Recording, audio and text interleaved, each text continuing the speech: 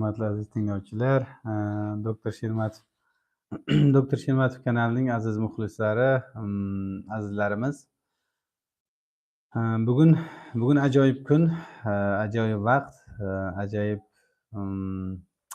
oqshom. Bugunda Xudo xolasa biz ishlarimizni ozgina o'zgartirdik, o'zgartirish kiritdik. Bugun biz to'g'risi majbur bo'ldik, ya'ni sizlar bilan qilishimiz kerak bo'lgan jonli efirlarni kunduziga ulgurmay qoldik. Nega desangiz, azizlarimiz shunchalik ko'payib ketishdiki, ya'ni bizga kelayotgan mijozlar ko'p bo'lganligi uchun biz ulgurmay qoldik. Shuning uchun men hozir harakat qilmoqchiman. Endi shu jonli efirlarda kechqurun uyga qilishga harakat qilyapman, chunki u yoqda ulgurmadik. Va alaykum assalom, assalomu alaykum va rahmatullohi va barakatuh. Nega? Juda ham kerakli mavzular ko'p. Hali mening oldimga kelayotgan, bizning oldimizda qiynalib kelayotgan, bizning oldimizda sog'lig'idan shikoyatlari ko'p bo'lgan odamlarga yana ham yordam berish maqsadida shuni qilishga harakat qilyapman. Biz tushunishimiz kerak bo'lgan narsalar, biz bilishimiz kerak bo'lgan narsalar, o'zimiz haqimizda, o'zimizning doktorimiz haqida yoki ichki shifokorimiz haqida, o'zimizning sog'lig'imiz haqida kerak bilishimiz kerak bo'lgan juda ko'plar gaplar bor, ma'lumotlar bor, ajoyib narsalar bor. O'shalarda va alaykum assalom, assalomu alaykum va rahmatullohi va barakatuh. O'sha narsalarni biz sizlarga yetkazishga harakat qilaman. Endi birinchi navbatda shunaqa narsa borki, ichki shifokor bizni kechiradimi degan narsa bor. Ya'ni bizda shu narsani men bitta yoshroq qizimiz misolida tushuntirib beraman. Shu bitta mijozimiz, ya'ni qiz, o'sha ayol kishi, yoshroq ayol kishi o't qopida bezovta qilgandan keyin o't qopini sekin oldirib tashlagan va undan keyin nima jarayonlar bo'lgan? Mana shu haqida gaplashamiz bugun sizlar bilan. Nega bu mavzuni tanladim? Ko'pchilik ba'zi joylarga borsangiz, vrachlar, mana yaqinda bizning talabalarimiz ham xuddi shunaqa bo'ldi. Ya'ni o't qopi og'riversa, har kun bezovta qilaversa, olamiz, kesamiz, olib tashlaymiz, kallasini olib tashlaymiz deyaveradi. Shunga men hozir podrobnik ketma-ket oldin ham tushuntirib berganman. Endi buning boshqa asorati haqida gapiramiz. O't qopi shunaqa narsaki, o't qopining, masalan, mana shu o't qopi turgan bo'lsa, shu o't qopi mana bog'lanib turibdi, mana bu yerga yopishib turgan bo'ladi. Yopishib turgan paytda mana shu og'zida, mana shu joyda buning signal beruvchi joyi bor. Ya'ni sizga signal berib turadi. U nima haqida? U ichki organ, shu ichki shifokorning bizga gapiradigan gapi shu. Gapiradigan gapi. Misol, shu o't qopingiz yoki kimningdir o't qopi tiqilib qoldi yoki bo'lmasa tiqilib ichidagi mana yerda suyuqlikni chiqara olmayapti. Mana suyuqlik chiqara olmayapti, tiqilyapti. O'sha paytda nima qiladi desangiz, o'sha suyuqlik chiqmayotgan paytda u og'riq beradi. Oldin ham buni aytib o'tganman, yana tushuntirishga harakat qilyapmanki, og'riq beradi, sizga signal beradi. Ya'ni, aka, opa, to'xtatib ovqatni tiqilib qoldi, shu ochila olmayapti, mana joyi dimlanib qoldi, ochilib chiqara olmayapsiz, tepaga mana osilib bukilib qoldi. Shu ovqatni yemay tursangiz, shu bugun kechqurungi oshni to'xtatib turing, yoki mana xamirni ham to'xtatib turing buni. Sizga shu kerak emas deb turib bizga signal berayotgan bo'ladi. Shu signal sizning ichki organingizning qaysidir joyida buzilish bo'layotgani haqida signal aslida. Ya'ni sizga bir yordamchi signal. Ya'ni bu bizni organizmimiz, ichki shifokorimiz bizga berayotgan signal edi. Aka yoki opa yoki xola yoki tog'a, tiqilib qoldingiz, to'xtating. Shu nonni yemang shuni yoki kechqurungi ovqatni yemang, tiqilib qoldik biz. Endi sal bo'shatib yuboring degan signal edi bizga. Ana endi biz o'sha og'riq qoldiruvchi yoki biron bitta dorini chopib boramiz-da, ichib olamiz-da, mana signalni yo'qotib tashlaymiz. Bu bechora tiqilib yotibdi ham, o'sha tiqilib ishlay olmayapti. Tiqilib yotibdi, keyin undan keyin nima qilasiz? Dorini ichdingiz, bu hali gapirayotgan gap to'xtab qoldi. To'xtab qolgandan keyin bu nima qiladi? Mana ichidagi chiqara olishi kerak edi-ku, ichidan chiqara olmay u sizga signal beruvdi. Chiqarish kerak bo'lgan narsa chiqib ketmagani uchun endi u ichida dimlanib qoladi-da. Dimlanib qolgan narsa endi sekin-sekin tosh bo'lib boshlaydi. Mana dimlanib qolibdi, mana tiqilib yotdi, mana tiqilib yotgan narsa mana ichiga tosh bo'lib yig'ilaveradi. Mana bu joyi tosh bo'lib yig'ilaveradi. Tosh bo'lib sekin-sekin yig'ilavergandan keyin sizga aslida signal nima haqida? Shuni ishlay olmayotganligi, ichidagini bo'shata olmayotganligi, ichidagi yurmayotganligi yoki o'zi ichagingizda shamollash borligi yoki asabingiz tez chiqib o'sha joyga tiqilib qolgani haqida signal berib turadi. Siz unga quloq solmadingiz, qilmadingiz o'shani aytganini. Aytganingizni qilmagandan keyin u nima qiladi desangiz, ichki shifokor hech qachon bizni kechirmaydi. Ya'ni bizga quloq solmasak biz unga biz o'shanga quloq solmasak, bu bizni osoncha kechirmaydi. Nima degani bu? Ichki shifokor bizga signal berdi, "Oy, tiqilib qoldik." Siz endi noshpani ichdingiz yoki spazmolni oldingiz yoki allaqolda oldingiz yoki pankreatin, mezin bir narsani ichib oldingizda, u mana eshitmadingiz buni eshitmadingiz. Bu sekin yig'ilib boraveradi. Endi bu sizni ogohlantirdi-ku. Ogohlantirganingizda siz ogohlantirilishni eshitmasangiz, endi u boshqa joyga berishga harakat qiladi. Boshqa organga, boshqa organ orqali sizga keladi. Ya'ni bizda shikoyat qilgan narsamiz, misol bosh miya orqali kelishga harakat qiladi. Ya'ni bosh miyada qon aylanish buziladi hozir. Qon aylanish buzilgandan keyin endi asabiylashish boshlanadi u odamda. Asabiylashib, mana hozir ham bizga kelyapti, ko'pchilik odamlar keladi asabiy, nervni bo'lib qolgan. Ayol o'tgan kuni ham keldi bu. Apatishniy bo'ladi. Apatishniydagi hech narsa qiziqmaydi. Bitta ayol kishi kelgan, vaqti zamonda bizga ham shunaqa kelgan. Haligi ayol ikkita farzandi bor, xo'jayini bor, hech narsa qiziqmaydi. Bolaga ham qaragisi kelmaydi, xo'jayinga qaragisi kelmaydi, o'ziga umuman qiziqmaydi. Shunaqa narsa. Ya'ni xuddi shunday yaqinda mana bittasi aytayaptiki, bizning singlimizda haligi bosh miyasida yo tutqanoq yoki bo'lmasam boshqa muammoni shikoyat qilyapti. Shu muammosi bor. Men birinchi o'tini oldirgan edim, deyapti. Qarang. O't qopini oldirgandan keyin o't qopi bo'ynida turgan joyi bizni to'xtatib turdi. Misol, siz bugun ovqatda shunday xamirni yeyorsangiz, o'tingiz og'rib qolsa, birdan ovqat yeyish to'xtatasiz. Voy, o'tim og'rib qoldi deb to'xtatasiz. Qarang, ichki shifokor qanaqa ishlaydi? Ya'ni sizning ovqatni shunday yeyotganingiz, oshqozoningiz og'rib, oshqozonim og'ridi deysiz, to'xtatasiz. Qarang, noto'g'ri ovqat bo'lganda biz qanaqa qilib ularni to'xtatadi? Ya'ni bizni to'xtatishning bitta yo'li signal orqali to'xtatadi. O'tingiz ham shunday og'rib qolsa, keyin mana ko'pincha bemorlarimiz aytadiki, men ovqat yegan paytimda xamirli ovqat yesam, manti yesam, somsa yesam, kechqurun ovqat yesam, o'ng qovurg'am osti og'riydi. Shuning uchun shu ovqatlarni yemayman deb gapiradi. Demak, sizni o'sha ichki shifokor shu ovqatni yoqmayotganligi haqida sizga gapirib turibdi. Xola, yemay turing. Amaki, yemay turing. Tog'a, yemay turing. Biz shuni hazm qila olmayapmiz. Shuni siz to'xtatasiz shuni. Qarang, ichki shifokor bizga yordam beradi doim. Ya'ni bizni Alloh taolo yaratib qo'ygan ichkaridagi doktorimiz shunaqa ish qiladiki, bizni qaysi payt xato ish qilayotgan bo'lsak, xato ovqat yeyotgan bo'lsak, yoki bo'lmasam shuni asabiylashtirib, shuni asabimiz chiqib ketib qoldi, o't qopi shuni bo'yni bukilib qoldi. Bukilganda og'riydi yoki oshqozoningiz og'riydi. Yoki bo'lmasa o'sha paytdan to'xta degan. Bu sizga signalki, to'xta. Sen xato yo'ldan ketyapsan degan. Xuddi shunaqa o't qopida boshida og'riqlar bo'ldi, o't qopini olib tashlagan, olgandan keyin endi sizda ogohlantiruvchi signal yo'q. Ya'ni o't qopining bo'yni, shu og'riydigan joyi ichki shifokorning bitta gapi edi, tili edi, bunday aytganlar, tili edi. Tilini qilib tashladingiz, endi u til yo'q sizga. Nima qiladi? Har kun og'riydi. Og'riydi degan joyni olib tashlagandan keyin og'riy olmay qoladi endi. Har kun endi ovqatni bemalol yeysiz. Xamir yeb qo'yaverasiz yoki bo'lmasam qaramaysiz. Signal yo'q endi. Siz o'ylaysizki, davolab yubordim. Endi u davolab yuborganingizda endi o't yo'li tiqilib qoladi. Yo'l tiqilgandan keyin jigar tiqiladi. Jigar tiqilib qolgandan keyin shunaqa narsa bo'ladiki, jigar tiqilib qolganimizdan keyin o'sha jigar bosh miyada qon yaxshi aylanmagandan keyin tutqanoq bo'lishi mumkin, epilepsiya, bosh miyada ba'zi bir holatlarda shunaqa narsa beradi, xotirani yo'qolishini berishi mumkin. Ya'ni o'ziga o'zi apatishni bo'lib qoladi, yoki bo'lmasam parkinsonizm berishi mumkin, yoki davleniya berishi mumkin, yo boshqa kasallik berishi mumkin. O'shaning uchun bizni ichki shifokorimiz osoncha kechirmaydi. Shu xuddi shunaqa qizimizda ham mana shu ehtimollar nazariyasi degan narsa bor. Ya'ni men juda ko'p og'irroq kasal bo'lib kelgan ko'pchilikda bo'lmasligi mumkin, lekin juda ko'pchilikda o't qopini oldirib tashlagan, davleniya ko'tarilib ketgan. O't qopini oldirib tashlagan, mana yaqinda ham bitta xolamiz keldilar. Menimcha u xolamiz ham balki eshitganlar, o't qopimni oldirdim, kasalligim boshlandi deydi. Hammasi boshlanib ketib qoldi. Yani reaktivniy gepatit berib olgan, autoimmun gepatit berib olgan, pankreat berishi mumkin, xolesterol bittin, endi xolesterol olib tashlagandan keyin duodenit berishi mumkin, oshqozon yana ana shunaqa bo'ladi. Qanchadir odam tuzaladimi? Tuzalishi mumkin. Lekin u odamlar signal bo'lgandan keyin o'ziga ehtiyot qilib qarab yurgan tuzaladi. Siz misol o't qopini oldirmasangiz, men oldirish taklif qilmayman ko'p. Nega? O'tni oldirayotgan vaqtingizda o'tni mana siz mana tiqilib turgan mana yerdagi signalni mana og'zini tim aka tiqilib qoldik, hola tiqilib qoldim degan og'zni olib bo'lganingizdan keyin gapirolmay qoladi. Sizni mana bu yerda og'riq bo'lmay qoladi.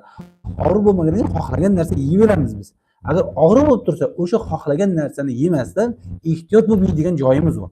O'shaning uchun ko'pchilik aytyapti, o't qopni oldirsak nima bo'ladi? Oldirsak nima bo'ladi? Oldirsangiz o't qopni ichida tosh tiqilishiga sabab bo'lgan sabab 10 ta sabab bo'lsa, 10 ta sabab turadi. 10 ta sabab qolib ketgan shunday turadi. Endi u 10 ta sabab boshqa joyga kasallik beradi bizga. O't qopingizni bermas mumkin, lekin o't yo'liga beradi, jigarga beradi, ko'zga beradi, boshga beradi, quloqqa beradi, tishga beradi, bo'yinga beradi, buyrakka beradi, boshqa organga beraveradi. Biz o'ylaymizki, bu o'tdan emas deb o'ylaymiz. Chunki biz boshimizniki boshdan, ko'zniki ko'zdan, quloqniki quloqdan, bo'yindagi bo'yin deb bilamiz. Shuning uchun biz xato qilamiz keyin.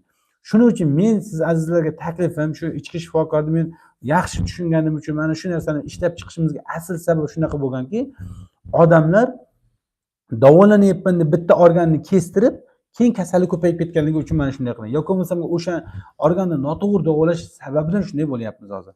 Shu narsani mana hozir bugun amakimiz ham ajoyib natijalar chiqarganman. Shu ajoyib leksiyani qo'yganman. Bugun 5 minut, 6 minutlik qo'ydik amakimizni. U amakimiz o'zlari qilib kelganlarda, o'zlari. Ya'ni nima qilgan? Kechalarimda haligi qornlari tiqilib qolib qarang, shu signalda shu. Ovqat yegandan keyin kechasi tiqilgan, hazm bo'lmagan, haligi amakimiz u yoqqa yurgan, tiqilgan, bu yoqqa yurgan, tiqilgan, qorni uqalagan, tiqilgan. Undan keyin biz haligi haligi dubaj qiling, dubajni qiling, o'tingizni oching, ovqat yemang degandan keyin yemay boshlab, qornlarni o'zlari masaj qilgandan keyin, sekin-sekin masaj qilgandan keyin shu ochilib ketgan.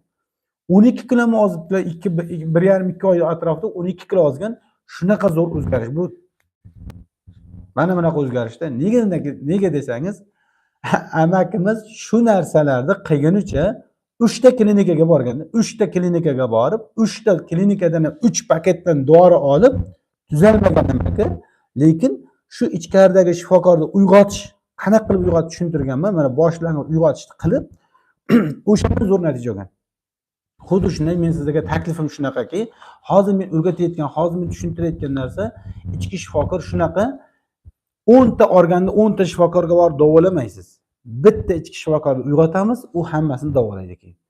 Mening shiorim shunaqaki, 10 ta joyga borib, 10 ta apparaturaga, 10 ta doktorga, 10 ta kasalxonaga bormaylik. Bitta ishni qilaylik. To'g'ri sog'lom turmush tarzini yo'lga qo'yishligimiz uchun, ichki doktorni uyg'otishimiz uchun birinchi qilishimiz kerak bo'lgan narsa kayfiyat.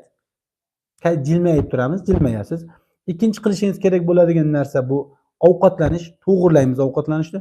Uchinchi qiladigan narsa sizni ichadigan narsangizga e'tibor qaratib, sovuq narsa mumkin emas. Endi kuz kelyapti, albatta sovuq suvni kamaytiring, sovuq narsalarni kamaytiring. Yoki bo'lmasamga siz qilishingiz kerak bo'lgan narsa yozda muzdek narsa ichib qo'ygan bo'lsangiz, endi sizni qiynaydi. Endi og'riqlar boshlanadi. Keyingi qilinish kerak bo'lgan narsa dimlangan joyingiz bo'lmasin. O'tingiz, ichangiz, buyragingiz yoki bo'lmasa o'sha qayeringizni dimlanayotgan bo'lsa, ochib chiqing uni. Undan keyingisi harakat. Mana shu 5 ta narsani qilsangiz, organizm ichki shifokor shuni qilib yurib ketib qoladi. Ko'pchilik aytayapti, doktor davolashni ayting, davolashni.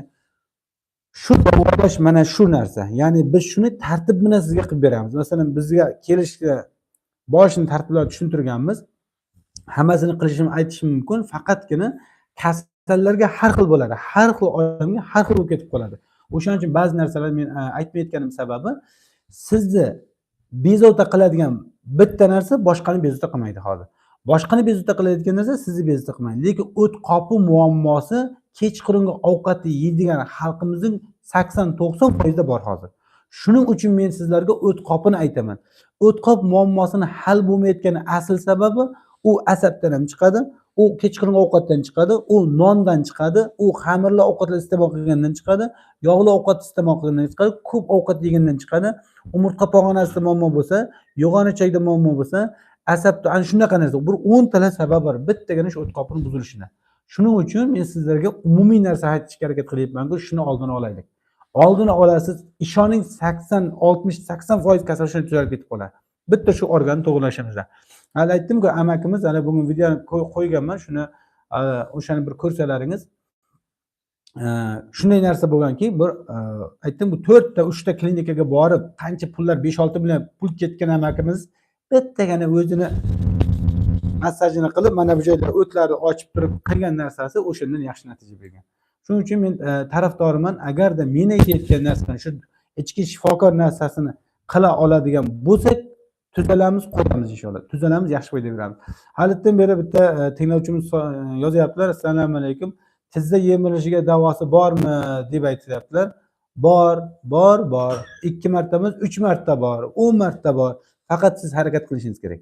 Hamma kasallikning davosi borda, faqatgina hamma kasallikning davosi bor deyotganim sababi, hamma har xil darajada davosi bor. Mana o'tgan kuni bitta opamiz kelibdi, doktor shu bitta nuqtani shunday bosib yuboring-da, bosib yuboring. Nega? Tuzalib ketib qolay deydi. Voy, baraka toping. Ba'zi kasallar bitta nuqtani shunday bosasiz tuzalib ketadi. Ba'zi kasallar bitta gapni shunday gapirib tuzalib ketib qoladi. Ba'zi odamlar gapni ham gapirasiz, bu nuqtani ham bosasiz, parhezini ham qilasiz. Tuzalmaydi. Nega? Hamma har xil darajada chunki. Ya'ni sizlar mana doktor Shelmatov deb ko'pchilik kelishyapti. Azizlarimiz, sizlar yaxshi narsani tushunishlaringiz kerak. Ba'zi kasalliklar 100 metr chuqurda bo'ladi. 100 metr chuqur, 100 metr chuqur. 100 metr chuqur bo'lgandan keyin uni har kuni bitta aravalab agar to'ldirsak ham 100 kunda to'ldiramiz hozir 100 kunda. Ba'zi bitta chuqurlar bo'ladiki 10 metr chuqur, ba'zilari 1 metr chuqur. Endi 1 metr chuqur bo'lgan kasalligi og'irlashgan odamlar bir aravani shunday olib kelib to'kasiz, shunchalar. 10 metr chuqur bo'lgan odamga 10 ta arava to'proq tashlaysiz. 100 metr chuqurga 100 ta tashlash kerak bo'ladi. Lekin har kuni bir aravadan biz tuproq tashlagan taqdirimizda ham 100 kunda tuzaladi. Bitta odam aytishi mumkin, 100 kunga cho'zmay bir kunda davolab qo'ysakchi buni. Bo'ladi, tanangiz ko'tarmaydi buni. Tana ko'tarmaydi. Ya'ni masalan hozir mana shunday odamlarimiz bor, boshqa joylardan keldi. O'tgan kuni bu xolaga kelgan xolaning videosini chiqarganman. Haligi xolaga nima bo'ldi degan xolam super bo'lgan xolamiz, shunaqa yaxshi bo'lgan, haqiqatan yaxshi bo'lgan. Shunaqa bugun ko'rdim, buni mana bellari ikki buklanib qolgan xolamiz mana bunday gapirib turibdi, ya'ni gaplashdim, juda yaxshi natija, juda zo'r natija. Faqat hammada shunday bo'lmaydi. Nega? Xolamizni qaysidir belidan, oyog'idan qayerdadir tomirlar tortib, mushaklar tortib yotgan, uni tars massajni qilasiz, ochib yuborasiz, tuzaladi. Ba'zi odamlarning shu tomirini tortishi umurtqadan emas, endi buyrakdan bo'lib yotibdi. Ba'zilariga jigardan bo'lib yotibdi, ba'zilariga asabidan bo'lgan, ba'zilariga ichagidan bo'lgan, ba'zilariga yo'g'on ichakdan bo'lgan. Sababi ko'pda. O'shaning uchun sizlar tushunishlaringiz kerakki, biz sizlarga buyurayotgan narsalarni, qilayotgan narsalar hammaga ichki shifokorni uyg'otuvchi narsa qilaman. Kimga berayotgan bo'lsam, nima berayotgan bo'lsak, ichki shifokor uyg'otamiz, keyin davolaymiz. Masalan, sizni faqat boshingizga davolayib bermayman. Kelasiz, birinchi ichki shifokor uyg'otuvchi narsani biz yozamiz, u standartga qilib qo'yganmiz. Ya'ni shu biz berayotgan narsa nima? Ichki shifokor uyg'onish kerak. Uning uchun nima qilish kerak? Birinchi, ich albatta yurish kerak.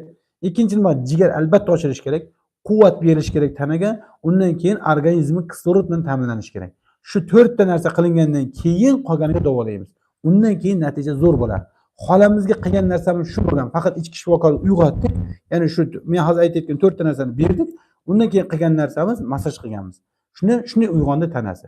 Xuddi shunaqa hammaga qilamiz. Hozir tizzam yemirilyapti degan shu Otabek degan tinglovchimiz sizga ham o'sha birinchi ko'rishingiz kerak. Nega degan men oldin ham aytganman bu natijani. Bitta qarindoshimiz tizzasida og'riq bo'lardi. Bir 30 kilometrlik joy bordi. 30 kilometr, 10 kilometr mashinada yurgandan keyin oyoqlari tushib olib, bunday oyoqni ko'tarib, ishqalab, uqalab, og'riqlar uyushib qolavergan. Undan keyin haligi 1 oymi davolandi, 2 oy davolandi, hech tuzalmadi, foyda beravermadi. Keyin MRTdan KT ham qilib ko'rgan adashma. Ya MRT KT qilib qo'ygan, foyda yo'q. Keyin aytib Termizga borasizmi, operatsiya qilish kerak, ko'ramiz. Keyin yo'lda kelayotgan paytda haligi kelishdan oldin menga aytdimki, parhez qiling. Nega? Parhez qilsam oyog'im bu yoqda bo'lsa, oshqozonim bu yoqda yo'q. Parhez qiling, tuz chiqa olmayapti, tuz chiqib keta olmayapti. Tuz chiqib ketadigan yo'l jigar bilan o'tda ichakka orqaga qarab chiqib ketish kerak. Eng ko'p zahr shundan chiqadi. Undan keyin biz parhez qildirtirdik. Hali parhez qilgandan keyin shuncha qo'ldordan tuzalmagan bitta oyoq yaxshi bo'lib qoldi. To'g'risi zo'r bo'lib ketdi. Shunday tuzalib ketdi, shundan zo'r hozir. Xuddi shunaqa o'tgan kuni bitta akamizning videosini tashladim adashmasam, yo ovozli xabar Telegramga tashladim. Akamiz aytdilarki, "Doktor, zo'rman. Ovqatni qachon bo'lsa belim og'riydi. Ko'pchilik odam beli og'riyapti. Ko'pchilik odam keladiki, ertalab belim og'rib turadi, belim og'riyapti, belim qotayapti, lanj, men bo'shashganman, quvvatim yo'q. Kechqurungi ovqatni to'xtatgan odamlar yozyapti. Ovqatini to'g'irlagan edim, non yeyish to'g'irlagan edim, kechqurungi ovqat to'g'irlagan, belim tuzalib qoldi. Belni davolanishning yo'li o'zingizda turgan ekan-ku, shuni qilib yuboring, shuni qilib yuboring.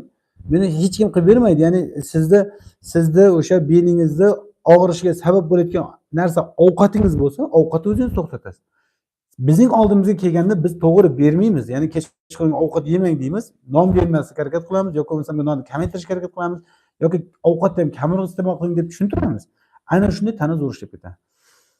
Sizlarga bugun tushuntirishim kerak bo'lgan narsa, ichki shifokor kechirmaydi, osonlikcha kechirmaydi. Ya'ni siz o't qopingizni kallasini olib tashlaganda, boshini olib tashlaganingizdan keyin boshqa joyda qolib ketadi dimlanish, u boshqa organga beradi. Mana shu hozirgi oyoq yemilish ketadimi deyotgan tinglovchimizdan ham o'shalarning o'tlari dimlanib yotdi yuqori ehtimollik bilan. Chunki men amaliyotimda ko'rib turibman.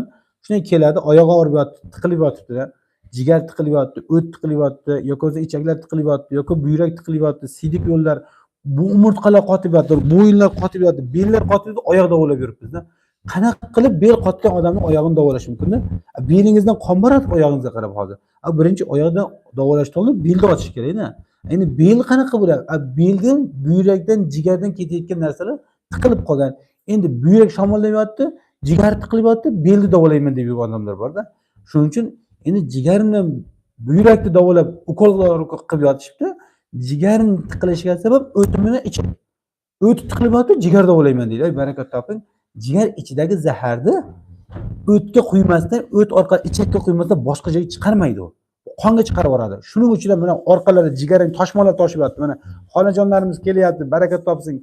Amakilar kelyapti, qo'llar dog' bosib ketgan, bu yoqlar dog' bosib ketgan. Shu odamlarning ichagi ishlamay qolgan. O't ishlamay qolgan. Shu odamlarning dog'lar yuzlariga tarqab ketgan. Bu yoqlarga dog'lar, bu yoqlar dog'lar bo'lyapti. Shuni oshqozon ichakni zo'r qilib davolasak agar, ishlatsak, ba'zilarning dog'lari shunday kamayyapti. Bu degani tanadan zahar chiqayapti hozir. Tanadan zahar chiqqan sari yengillashadi.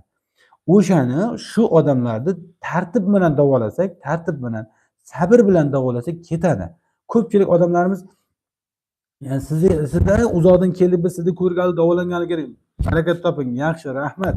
Lekin bir narsa, men sizni maksimal to'g'ri davolashga harakat qilyapmiz. Maksimal to'g'ri davolashimiz uchun bizga birinchi narsa vaqt kerak. Vaqt kerak.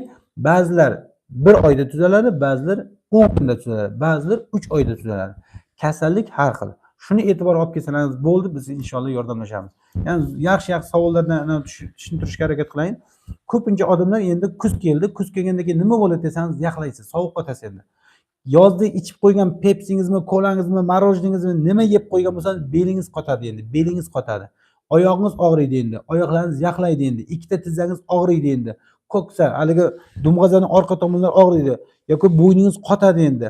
Hamma narsa yozda qilib qo'ygan ishlarimizning asorati boshlanadi endi. Endi nima qilishim kerak? Endi shu yozda yaxshi narsa yeb qo'ydim, endi tortamanmi azobini desangiz, yo'q. Uni qilmasangiz ham yengillashtirsak bo'ladi hozir. Birinchi navbatda qilishingiz kerak bo'ladigan narsa ertalab nafas gimnastikasi qilib mashq qiling. Mashq qiling, mashq qiling. Ertalab yarim soatmi, 15 minutmi mashq qiling. Mashq qilgan paytingizda tanangiz qiziydi. Tana qizigandan keyin mana boshqa qon aylanadi. Qon aylangandan keyin asabingiz tinchiydi. Asabingiz tinchigandan keyin o'tingiz ochiladi. O'tingiz ochilgandan keyin jigaringiz ochiladi. O't bilan jigar ochilgandan keyin ichingiz yuradi endi, ichingiz yuradi. Ichingiz yurgandan keyin gemoroyingiz ketadi. Qorin dam bo'lish ketadi. Yoki bo'lmasa o'tni dimlanish ketadi. Jigar ochilsa asabingiz yaxshi bo'ladi. Ko'zingiz yaxshi bo'ladi, zreniyangiz yaxshi bo'ladi. Bo'yin qotishlar ketadi, buyraklar ketadi, prostata, jenskiyda shamollashlar hammasi chiqib boshlaydi, tana uyg'onsa. Mana shu endi kuz kelyapti, shuni qilishimiz kerak hozir. Keyin qilishingiz kerak bo'lgan narsa, issiq ovqatlar bor, sovuq ovqatlar bor. Issiq ovqatlar davleniyaniz bo'lmasa ko'taring, ko'paytiring uni. Issiq ovqat nima bo'ladi? Qo'y go'shtlari, o'chqor go'shtlari issiq ovqat bo'ladi. Yoki o'rdak go'shtlari issiq ovqat bo'ladi. Yoki bo'lmasa asal, imbir, qora sedanalar issiq ovqat bo'ladi. Murch, qalampir issiq ovqat bo'ladi bular. Tuxum, bedana tuxum, uy tuxum issiq ovqatlar bo'ladi. Ana shu narsalarni siz ko'paytirishingiz kerak endi. Xurmolar, bodom, yong'oq, mayiz issiqlik ko'pchiligi, ya'ni ko'proq energiya beradi. O'shanaqa narsalar siz endi ko'proq iste'mol qiling. Ko'proq iste'mol qilsangiz nima bo'ladi desangiz, birinchi navbatda sizda tanangiz ko'p sovuq qotmaydi keyin. Mana ko'pchilik odamlar isimaydigan odamlar ko'paydi. Buyog'i isimay boshladi, qiynaladi isishga. Nega isishga qiynaladi desangiz, sovuq bo'lyapti tashqari. Agarda siz isishga qiynalib boshlasangiz, endi kechqurun oyog'ingizni tagiga bitta garelkami, bakalachkaga suv solibmi qo'yishga harakat qiling. Tanangiz qizisin. Belingizga issiq bakalachka, grelka qo'yishga harakat qiling. Qorinlarga qo'yishga harakat qiling. O'sha bitta bakalachka isiydi tana. Agarda uni har kun bakalachka qo'ying, bunda elektr isituvchi adyollar bor. Elektr isituvchi kichkina haligi narsalar bo'ladi, kichkina o'sha narsalar qo'ying. Qo'ygan paytingiz tanangiz isisa, xavotirimning umrda shomilish bo'lmaydi. Tana issiq bo'lsa. Eng zo'r isitadigan yo'li bu nafas gimnastikadan keyin ertalabki harakat mashqlar ekan. Agarda shuni qilsangiz zo'r foyda beradi. Keyin qilishingiz kerak bo'ladigan eng yaxshi narsadan bittasi, agarda yana aytaman, davlinangiz bo'lmasa, ertalab turib oqsilda xohlang xom holatda iching tuxumni yoki ozgina qaynating, o'shani iching. Ichi xom qolsin tuxumni. O'shanga imbir qo'shib iching. Imbir degan narsa bor, sarg'imtaroq, achchiqroq bo'ladi. Qo'shib ichsangiz tanangizni qizdiradi. Keyin mashq qiling. Mashq qiling. Ko'pchilik odamlar balg'ami bor, balg'am chiqarmay qiynaladi. U qustal hindi degan narsa bor. Bu tanani qizdiradi bu. O'shanaqa narsani ichingda, undan keyin harakat qiling, mashq qiling, balg'amlar chiqadi. Bolangiz yo'talyaptimi? Unda asal qo'ysangiz bo'ladi. Asalni xohlang oyog'ining tagiga surtib qo'ying asalni. Asal qizdirtiradi. Asalni oyoqning tagiga qizdirib qo'ysangiz bo'ladi. Yoki asalni biroq qizib turgan qo'y yog'iga ozgina asalni qo'yib turib, ikkalasini aralashtirib turib, tovochada qovuribmi, qizdiribmi olib, shunday haligi qog'ozning ustiga surtib turib, o'sha qog'ozni olib turib, shunday orqani ko'krak qafasining oldiga yoki orqasiga yo'tal bo'layotgan holda qo'ysangiz qizdiradi. Agar ko'pchilik aytadi, sovuqligim oshib ketib qolgan, sovuq qotaman, sovuq yeyman, isimayman, nima qilasiz? O'sha qizdirib turgan asalni shunday olasiz, ichaklaringizga, qorningizga qo'yasiz, ustiga salafanni qo'yasiz, salafanni 10 kun, 20 kun ushlaysiz keyin. Har kun qo'yasiz degani bu 20 kun davomida. Shunday qilsangiz, ko'pchilik sovuqligi oshgan odamlar sovuqligi yo'qoladi. Sovuqlik oshgan odamlar ko'p sovuq qotadi endi. Mana qish keldi, sovuq qotadi. Yoki bo'lmasam yana bitta gripp ko'p bo'ladi, bel og'rig'i ko'p bo'ladi, oyoq og'rig'i ko'p bo'ladi. Yoshi katta otaxonlar, onaxonlar qiynaladi. Shu azizlarimiz qiynalmasligi uchun shunday qilishimiz kerak. Yana bitta ota-onalarimizni farzandlariga savobli ishni tushuntiraman. Endi ota-onalarim oyoqlariga massaj kerak bo'ladi. Oyoqlari massaj, ular oyoqlar og'riydi. Oyoqlar og'rigan paytda, masalan, mana shu yelka og'riyapti, tasavvur yelka og'riyapti. Mana shu bitta nuqta bor, mana shu yerda. Mana shunday, mana suyak shu mana shu yerda bitta nuqta bor. Shu nuqtani sekin bossangiz, shu yerda juda ko'p qotib qolgan. Yoki mana bu yerda bitta nuqta bor. Mana bu yerda mana suyakning pastida bitta nuqta bor. Og'riydi. Qotib qolgan ko'pchilikda. Yoki bo'lmasamga mana bu joylarda. Shunaqa dadam asablari yaxshi emas, oilam asablari yaxshi emas degandan keyin bo'yinlarni massaj qiling desa, yo'q, mashq qiling desa ba'zi yoqmaydi. Shuning uchun shu yerga shunday kelib turib, ozroq massaj qilib yuboring. Ozgina massaj qilsangiz boshlariga qon aylanadi, zreniyalari yaxshilanadi, boshlariga qon aylanadi, asablari yaxshilanadi, boshqa qon aylansa eshish yaxshilanadi. O'tgan kuni bitta kishi keldi, eshitishim yaxshi emas, eshitmayapman, ko'p eshitmayapman, qulog'i yaxshi emas. Ko'rsangiz qotib yotdi, mana bu shunchalik qotib ketgan. Barakat toping, massaj qilib yuboring shuni. Shunaqa narsalarda qanday? Shunday ushlang massaj qiling. Shu. Ko'pchilik ko'rsating. Mana shu massaj. Shunday qo'lni qo'yasiz, massajni qilasiz. Mehr ham oshadi. Agar ayollarimiz xo'jayinlar ayollarni massaj qilsa mehr ham oshadi. Endi qaraysizlar, endi sharoitga, vaziyatga qarab, lekin qilish kerak. Keyin kuraklar o'rtalar shunday qotib qolgan bo'ladi. Chunki keyin men ko'pchilikdan so'rayman, xolam massaj qilmadilarmi? Xolangizning ham mazasi yo'q deydi.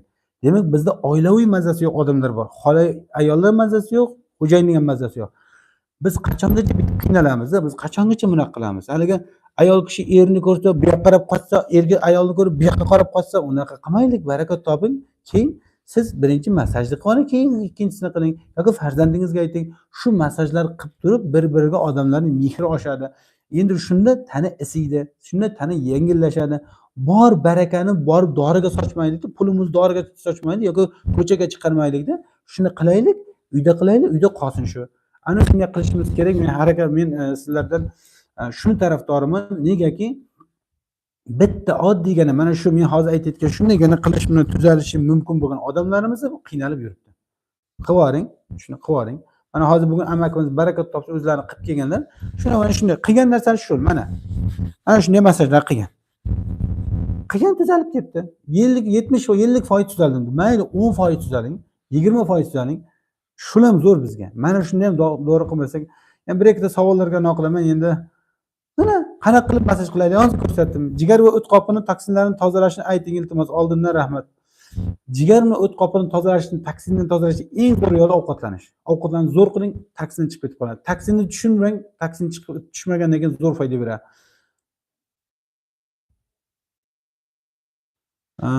Bilmagan narsalarimizni aytdingiz. Xursandman, sizga foydali bo'lgandan xursandman. Jigar va qonni toksinlardan tozalashni ayting iltimos. Oldindan rahmat. Qarang, men hozir emizikli ayollar ichsa bo'ladimi debsiz, magniy sulfat ichsangiz bo'ladi, bemalol iching, hech qanday muammo bermaydi. Faqatgina ko'p ichmang uni. Haligi 500 ml bir choy qoshiqda solib turib iching. O'shanda nima qiling, masaj ham qiling. Hozir ko'rsatgandek masaj qiling, zo'r foyda beradi. O'tni masaj qilishni hozir ko'rsatdim. O'tni masaj qilishni qanaqa qilib nima qilishni. Ovqat yemasam kechgacha o'tim belim ham og'rimay qo'yadi.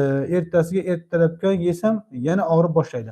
Bu degani ovqat yegan paytingizda oshqoza ichangiz aytayapti-ku, aka yoki opa, endi kim bo'lsa ham tiqilib qoldi. Sal masaj qilib yuboring shuni. Shu masaj qilsangiz yurib ketamiz. Siz ovqat yeyishdan oldin birinchi masaj qiling deyapti sizga. Agarda siz ovqat yeyishingizdan oldin shu joyda masaj qilsangiz sekingina, o't qopingiz rahmat aka, rahmat. Bor ekan sizga, mehrim oshdi sizga. Endi ishlab ketaman o'zim.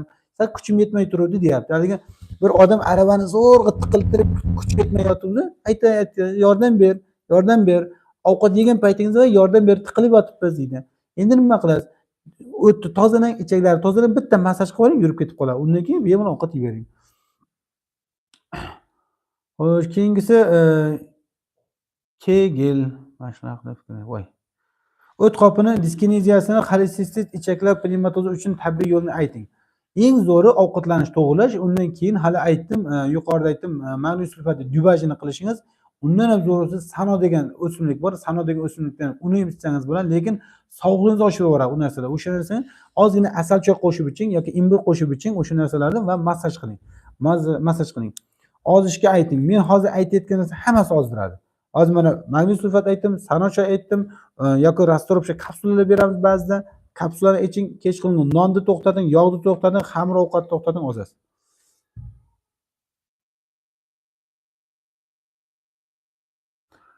Xotin qanaqa qilib massaj qilaylik debsiz, voy barakat toping, yoting deng, yoting birinchi, qorni pastga qilib yoting deng. Undan keyin mana ikkita qo'lni yonboshga tashlab, orqa shunda qotib yotibdi. Qo'lini sekin olib borib qo'ying. Keyin nima qilasiz? Sekin bosasiz-da uni endi. Massaj qilasiz shunday qilib, ha og'ridimi deysiz, ha og'ridi deydi. Og'rigan joyda bosasiz. Keyin so'raysiz, bu yoqda masalan bunday bosasiz, mana bu yerda og'ridi, ha og'ridi. Massaj qilasiz. Bu yer bosasiz, bosib og'ridimi? Ha, og'ridi, massaj qilasiz. So'rang, gapiradi o'zi. Odam gapiradi-ku.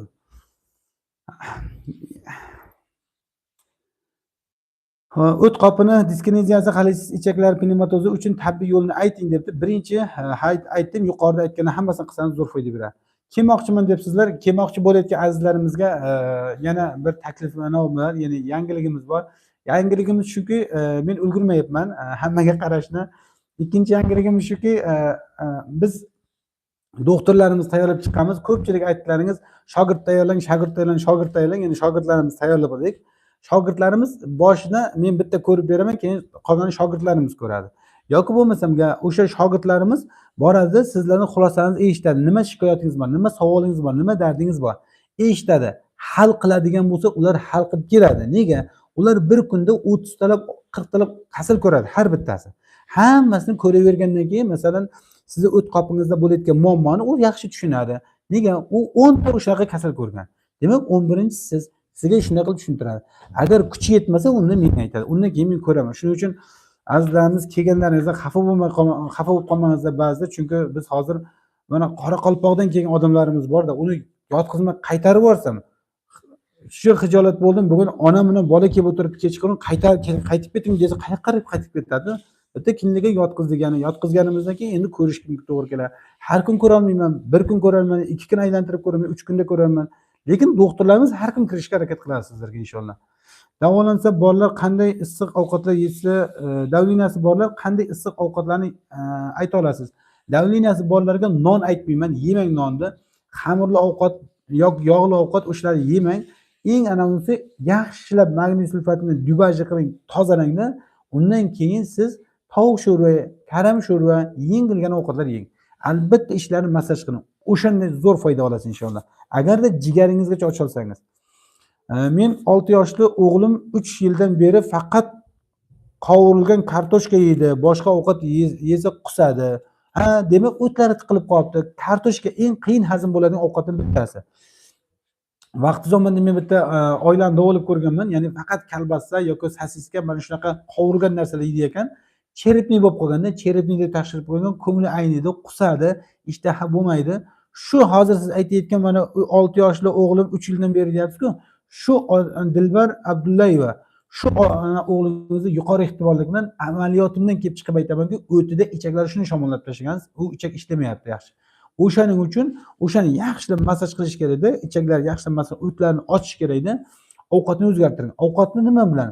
O'sha tiqilanmaydigan, yengil hazm bo'ladigan bananmi yoki olmalarmi yoki kashalarmi shunaqa narsa sekin-sekin o'tkazsangiz, bo'ladi, bo'ladi. O'tgan kuni bitta xolamiz keldi, aytdim-ku, Toshkentga olib borib bir 3 millionmi, 2 million, 3 million pulini sarflab ketdi, nabirasini. Keyin tuzalmadi, yo foyda bermadi, o'zgarmadi deyapti. Keyin men aytdim, nima ichirdingiz? Pepsi ichirdim, kola ichirdim deydi. Voy baraka toping, shunaqa qilib davolasan umuman tuzalmaydi. Ya'ni siz ovqatini to'g'irlamasdan yoki bo'lmasam ichimligini to'g'irlamasdan yoki bo'lmasam u odamning haligi kechqurun yeyotgan ovqatlarni kamaytirmasdan davolash juda qiyin.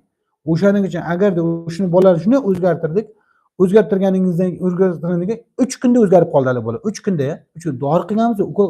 U lekin Toshkentga borib 2 million tuzalmay kelgan, 3 kunda tuzalib qoldi. Ana shunday o'zgarishlar bor. Ya'ni ovqatlanishning muhimligi shunchalik muhim bu. Ishxonamiz qayerda? Biz hozircha Surxondaryodamiz, Termiz shahridamiz, Otabek to'yxona qarshisida bitta joyimiz. Yana boshqa joylarimiz ham bor. Hozir aslan shu yerga. Orqa bosh og'riydi nimaga? Orqada mana bu joyda boshning og'rishi, mana bu yerdan og'rishi ko'proq buyraklarni yaxlash, shamollashi, buyragingizni, siydik qopingiz va yozda ichilgan yaxtay narsalardan bo'ladi. Endi mana bu joyga sovuq tegadi, chunki kuz yaxlayapti. Kuz tashqari yaxlagandan keyin kuzda o'sha yerda og'riydi. O'shaning uchun endi orqa tomondan bo'yningiz qotadi yoki og'riydi. Toksin nima? U nima u deb so'rayapsiz. Toksin u zahar degan narsa. Zahar nima degani? Biz yegan ovqatimiz. Biz ovqatni yeymiz, ichimizga ovqat kirgandan keyin u yerda hazm bo'lmay qoladi. Achiydi, chiriydi, bijg'iydi. Indol, skatol, fenol, sut, mochevina, kreatin shunaqa zaharlar paydo bo'ladi. O'shalarning hammasini men qo'shib toksin, zahar deb aytib ketamiz. Yoki siz yeyotgan antibiotik zahar, ba'zi ukol-dorilar zahar, toksin, ular zahar bo'lib tanaga so'riladi. O'shalarni biz zahar qilmasligimiz uchun, toksin qilib yubormasligimiz uchun yegan ovqatimiz ichakda bijib qolishi kerak emas, achib qolishi kerak emas, qorningiz dam qilib qolishi kerak emas. Agarda siz bugun ovqat yedingiz, qorningiz dam bo'ldi, tiqildi, mezim ichmang keyin. Mezim ichmangni uni surib chiqarib tashlang hozir. U ovqat sizga foyda bermaydi endi. Nega? Bijib qoldi, achib qoldi, chirib qoldi u endi. O'shani haligi oldin ham aytganman, ishni bitta suringda, ichaklarni shunday surib tozalab tashlang. O'shanda sizni ancha bo'shaydi. Ichaklaringiz bo'shagandan keyin sizning tanangizdan zahar chiqib ketadi endi. Zahar chiqib ketganda masalan ko'pchilik odamlarimiz keladi, baraka topsin, o'tlarni, jigarlarni shuni ochsangiz buni yuzlari tiniqlashadi, yuzlari tiniqlashadi yoki bo'lmasam terilari tiniqlashadi, yosharadi. Shunday terilar yaxshi ko'rinib qoladi-da. Nega desangiz, ko'pchilik odamlarda jigar terining tozalanmayotgan bo'ladi. Jigarni o'tni ochib yuborasiz, ichakni ochib yuborasiz, zahar shunday chiqqandan keyin ochiladi. Ko'pchilik odamlarda hozir nevrosteniya degan bir kasallik bor, asabiylik deydi menda, asteniya vegetativ sindromi deydi. Juda ko'pchilik odamlar asabiy, xotirasi yaxshi emas, boshi og'riydi, tiqiladi. Shu odamlarni eng oson davolashning bitta yo'li ovqatlanish, to'g'irlash va o'tni ichakda jigarni ochish. Men faqat jigarda ochishni ko'p tushuntirmayman. Nega desangiz, jigarni ochayotgan paytda ba'zilarda noxush holatlar bo'lib qoladi-da. Mana qon quyuqlashib ketib qoladi, davleniyasi ko'tarilib ketib qoladi. Ba'zilarning davleni tushib ketib qoladi. Shuning uchun eng yengilini aytganman sizlarga, ichakni tozalashni, o'tni tozalashni aytganman. Jigarda hozir taklif qilmayman, negaki jigarga ko'p asorat bergani uchun. Uy sharoitida qonni ko'paytirishni iltimos, uy sharoitida qonni ko'paytirish ichakni zo'r bo'lishi kerak, ichaklar zo'r ishlayotgan bo'lishi kerak, hazm qilish yaxshi bo'lishi kerak, o'tingizda ichaklarda qurt bo'lishi kerak emas. Undan keyin endi hazm qiluvchi narsalarni yong'oqni, mayizni, asalni, bodomni aralashtirib, kunjut aralashtirib shuni yesangiz, masalan, birga bir nisbatan aralashtirib iste'mol qilsangiz, shunda ham qon ko'tariladi. Lekin mana hozir bitta mijozimiz ko'rib keldi, qoni ko'tarilmaydi, qoni yaxshi emas, qachondan beri yaxshi emas deydi. Nega desangiz, u odam ichaklar ishlamayapti. Ichaklar yozda morojniy gupillatib urishgan, yozda yaxshi narsa ichgan, ichaklar mana bunaqa ishlab yotibdi. Ovqat yesa bunday ishlaydi. O'zi ichak bunaqa ishlash kerak, mana bunaqa ishlab turish kerak, mana bunaqa. Ovqat kelib tap parchalash kerak. Ammo buni qo'yib o'tgan bunaqa turtadi, bir-birini tip tushib ketib qolaveradi. Alloh taolo xayrli qilsin. Sizlarga, siz azizlarga agar yoqqan bo'lsa, yoqdi deb yuboring, yoqmagan bo'lsa yoqmadi deb qo'ya qoling. Alloh taolo hammasi Allohdan. Men qo'limdan kelgancha yordam berishga harakat qildim. Qo'limdan kelgancha tushuntirmoqchi bo'lib harakat qildim. Inshaalloh Alloh taolo xayrli qilsin. Alloh taolo bizni sababchi qilsin. Hammangizda sog'lom bo'lishingizni xohlayman. Hammamiz sog'lom bo'laylik, hammamiz zo'r bo'laylik. Baraka kirsin uyimizga, oilamizga baraka kirsin. Sog'lom bo'lsangiz baraka keladi. Sog'lom bo'lsangiz pulni sarflamaydi har joyga. Har yerga sarflab, har tomonga olib bormang. Birinchi aql bilan davolang. Mana men aytganlarni qilishga harakat qiling. Amakimiz qilibdi, alhamdulillah tuzalib ketdi. Mana 50% tuzaldim deb. Mayli, siz ham qiling, tuzaling. Qolganiga yordam beramiz mayli. Kelsangiz qolganiga yordam beradi inshaalloh. Salomat bo'lasizlar. Alloh taolo xayrli qilsin.